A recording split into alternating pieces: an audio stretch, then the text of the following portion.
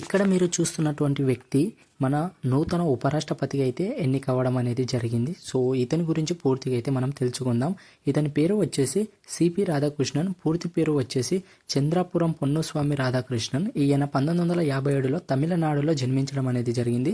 16 ఏళ్ల వయసు నుంచి ఆర్ఎస్ఎస్ జన్ సంఘ్లో పనిచేశారు.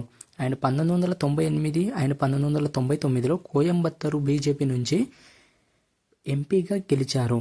2024, 2014, 2019లో ఓడిపోవడం అనేది జరిగింది. అండ్ 2004 నుంచి 2007 వరకు తమిళనాడు బీజేపీ అధ్యక్షుడిగా పనిచేశాడు.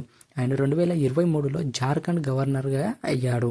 అండ్ 2024లో తెలంగాణ గవర్నర్గాను అదనపు బాధ్యతలు అనేది తీసుకోవడం అనేది జరిగింది. అండ్ 2024 జూలైలో మహారాష్ట్ర గవర్నర్గా పనిచేయడం అనేది జరిగింది.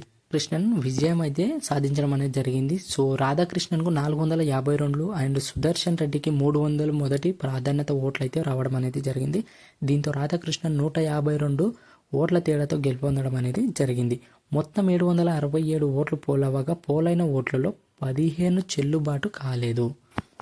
సో ఇతను మన భారత 15వ ఉపరాష్ట్రపతిగా ఎన్డీఏ అభ్యర్థి సిపి రాధాకృష్ణన్ మన నూతన ఉప రాష్ట్రపతిగా ఎన్నికవడం అనేది జరిగింది.